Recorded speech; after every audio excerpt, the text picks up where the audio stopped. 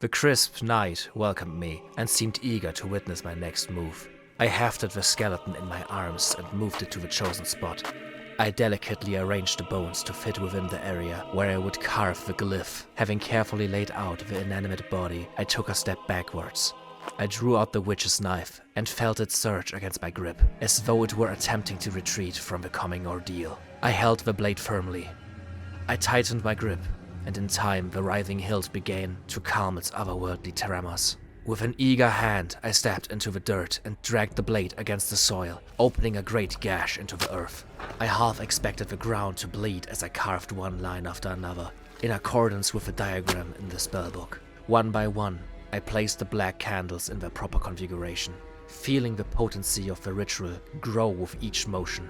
I withdrew the spellbook and studied the words within. As I spoke, the candles blazed brightly one by one, and the gashes that I had cut into the earth glowed with an otherworldly hue. When the last syllable escaped my tongue, a stillness crept over my surroundings. The sounds that had played against my ears went silent. The colors became more muted, and at last the bones began to stir. The figure tentatively moved, righted itself, and at last it stood before me. It turned its head in my direction, and although the skull had only teeth, I imagined a sinister grin forming across the cavity that was its mouth. I grinned back. God, I love this game so much! I cannot stop thinking or talking about this game. At this point, I've mentioned it in 2 separate Necromancy videos. I had the ability to play the demo of the game with the director himself, and I just cannot stop thinking about it. I need to make another video, just focusing on it alone now. At the recording of this video, I just beat the game, and it just was such a insane experience. I always liked the game. I can say this from the very start, like I always liked the game, but it isn't really the normal type of video games that I enjoy to play, as you can see from the list itself, which is why it isn't in the Overlord tier. And I know my obsession with this game might come off kind of weird, considering that I put the game in A tier, but you really have to understand that I'm ranking these games after the playable side of the full-on overthrowing necromancy experience that I personally just enjoy in the games, as you can see in my list with like games like Overlord or Undead Horde, Necro King, Last Epoch, like games that are just like more in like the gameplay style that I prefer. But that doesn't mean that this game isn't one that just constantly comes back into my mind due to everything it does otherwise. Like from the beginning, I thought I'm just gonna play the demo a bit, play it when it comes out, talk about it because I really did like the story from the very beginning. But it was always like, oh yeah, I like it, but it's not really the type of game that I normally like to play. So I enjoy talking about it. I enjoy showing it off to you because I do know there are people who really enjoy this type of video game. But the more I just played it, the more it just hooked me on a degree that hasn't happened in a long time. The way this game portrays its slow and very meticulous downfall of your character was so mesmerizing and fun to experience, with so many twists and turns and things that just happen, and solutions and ideas. It is such an interesting experience with so many things that you can do. No playthrough in this game is going to be the same because of so many different ways to handle each situation, and some of them even leading to different endings. I can say from my playthrough, I just went down full on the evil necromancer route, choosing every decision that just made me more powerful, slowly losing any bit of humanity. Basically,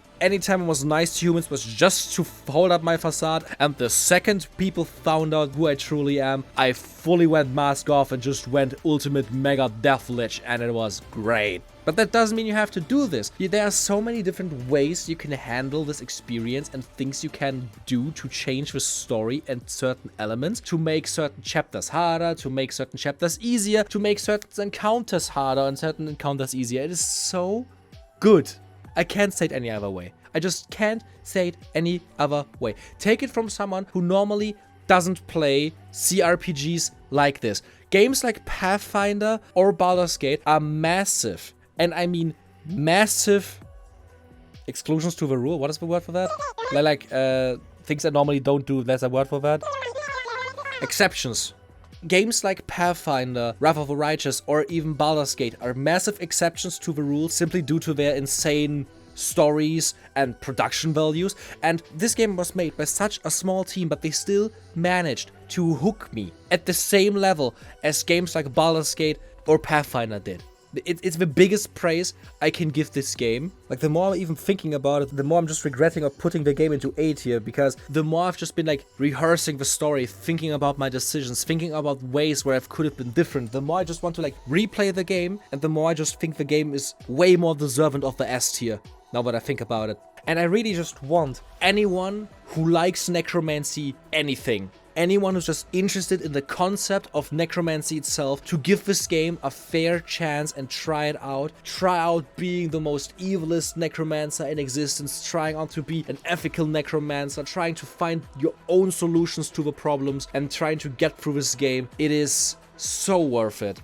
It is such a cool experience, and I cannot congratulate the developers enough for the massive feat they managed to do with this game. And you just know they are just actual full-hearted and true Necromancy fans, because months before I even knew they are working on this game, some of the people who worked on this were already fans of the channel, part of the Discord. Join the Discord, by the way. And even members. Become a member, boy. And they just randomly, after a while, DM'd me and asked me, hey, do I want to take a look at this? They never gave me any restrictions. They just wanted me to try it out, and afterwards, it doesn't matter. They just wanted me to try it because they are true and honest-to-God Necromancy fans, and I cannot respect it anymore.